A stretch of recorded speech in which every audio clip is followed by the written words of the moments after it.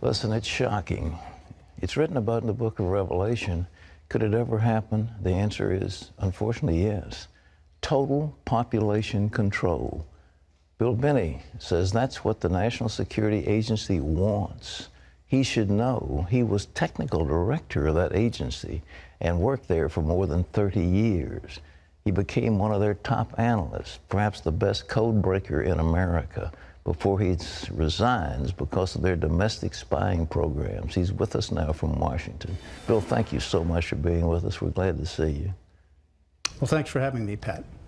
Look, how big is this apparatus of the NSA? We hear about it, but you know firsthand.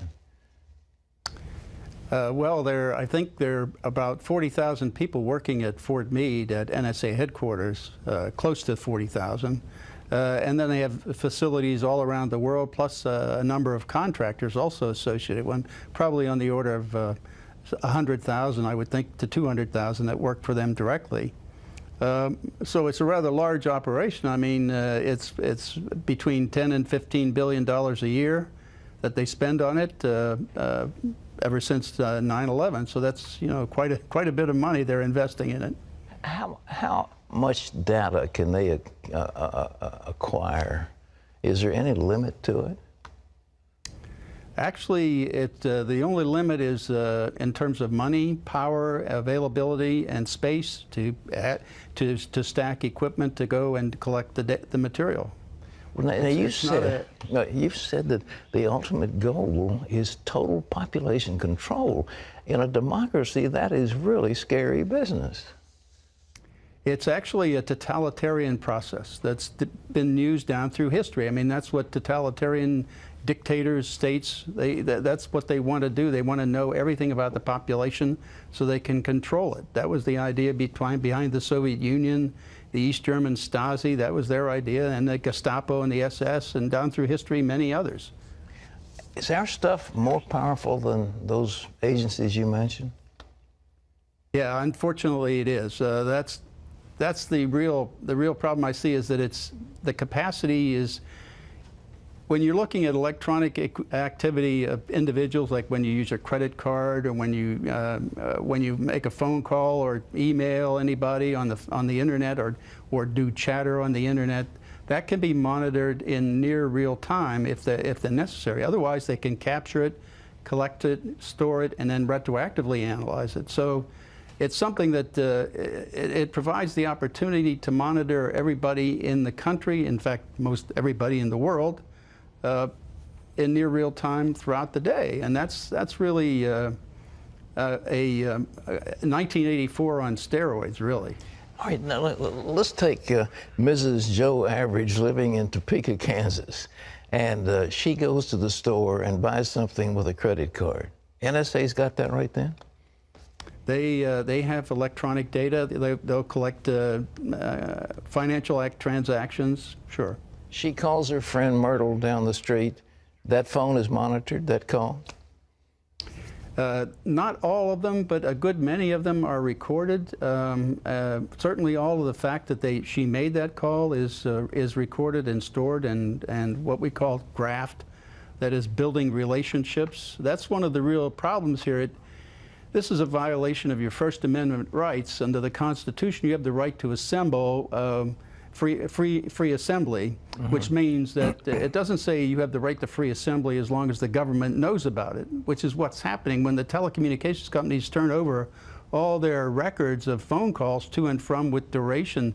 That tells them everybody you're contacting, your whole social network on the phone, because it's a simple matter of doing a reverse lookup to see who that is that you're calling. Oh, you quit the agency because you said what they were doing is unconstitutional. That is clearly unconstitutional, but why does the government keep on doing it? That's the reason I've been able to, at least from what I can see in the public domain, is they're doing it for law enforcement worldwide. And actually the main users of this data are in fact the FBI and the Drug Enforcement Administration and other law enforcement agencies in the country. And they use this data to find criminal activity, and then they go arrest people based on this information. Then they have to do a parallel construction, which means they use normal policing techniques that they would be expected to use to find evidence that would justify and show probable cause for an arrest. Then they substitute that for the NSA data in the courts. In fact, that's one of the things that happened in challenging that process. Was one of the lawsuits was Amnesty International versus Clapper, and that made it to the Supreme Court. And the only way they got rid of that was to basically lie to the Supreme Court and say that, well, if anybody had any of this data used against them in the court of law or anything, that the defendants would be told. And that was simply a lie. Nobody has been told to date. All right. When I think of this, it's just horrible. But do they give this information to the IRS? That's the other problem. The Drug Enforcement Administration has a special unit, the Special Operations Division, the SOD, and that division is supposed to, its primary purpose is to look into the NSA data to find criminality and criminal activity. The members of that are the CIA, the NSA, the FBI, of course DEA, DHS, and the IRS. Now that means that the IRS has actually has access to all the data of the social networks of everybody in the country, because NSA builds those in the databases that they have from the billing data or the contact data that's provided by the telecommunications companies. So this, in effect, allows them, if they're interested in stopping anybody getting a 501c3 application in for tax-exempt status for, say, someone in the Tea Party or the Occupy group or any religious group attempting to get 501c3 or tax-exempt status, they could look into that mapped, graphed relationships and see if you're a part of any organization that they perhaps want to stonewall or slow roll and prevent from becoming politically active. And that's what's been going on. They've had access to this data. And one person was testifying in the House and Judiciary Committee, I believe it was, about some of the questions they were being asked by the IRS. And one of the questions that was asked that gave me the idea that they were using this information was this one person was asked, what is their relationship with another person? It was a specific name. Well, the question I had was not what was their relationship, but how did the IRS know about that relationship? The only way I could think of that they would know was be through this access to the data at NSA, which is where all that information is mapped out. So what you're saying is the NSA slips this stuff to them, they read it, get a clue, and then they go through their normal procedures and act like they didn't get the information, they got it from another source, so they pull the wool over Congress. You know, the congressman, yes, go ahead. And they also use that in court, which means, in my sense, that means they're perjuring themselves in court. So I call that a planned program perjury policy run by the Department of Justice of the United States. You know, I'm horrified at all this, and I'm sure the average of America, you know, most of the congressmen they come out of neighborhoods and they're elected by the people. Do you think Congress has even a clue as to what you're talking about?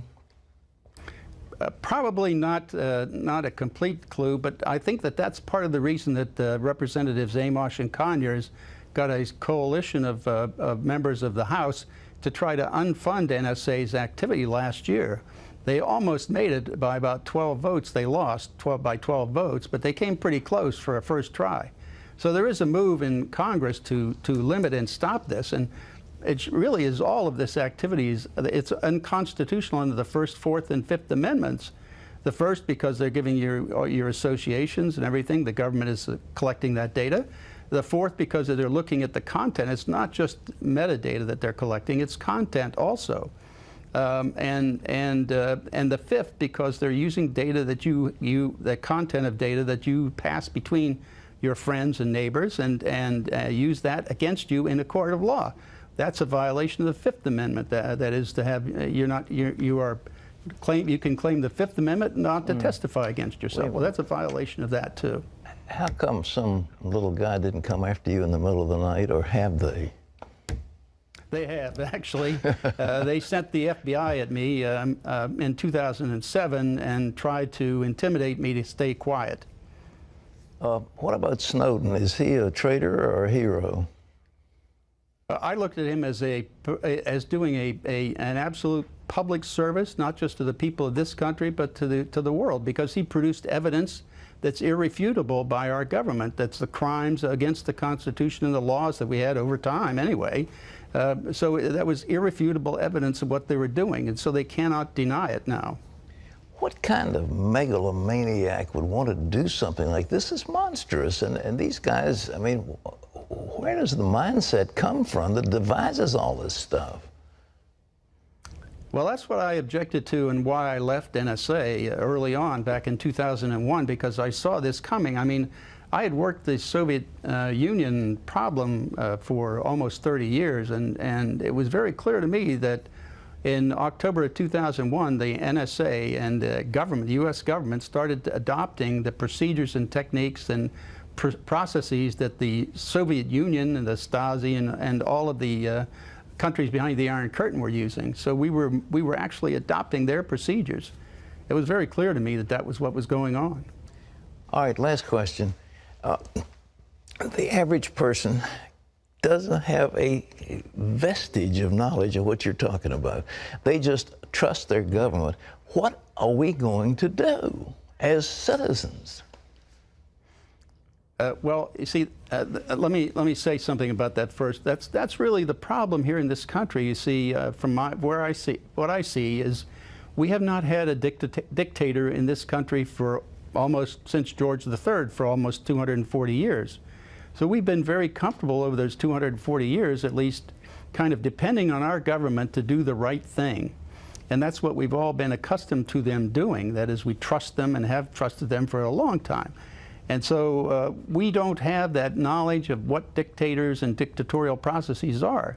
But if you look at it, the Germans today are the ones who are really upset about this. And the reason they're upset is because they've got living memory of the Stasi and living memory of the SS and Gestapo. So they're very familiar with these techniques and procedures, and that's why they're very upset.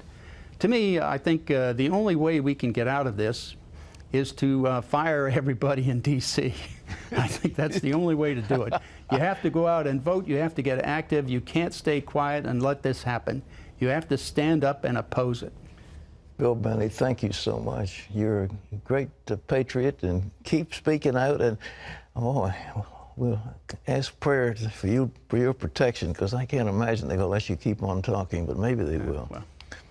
Well, folks, if you want to learn more about Bill Binney and the NSA, you can go to our website. There's more detail about it.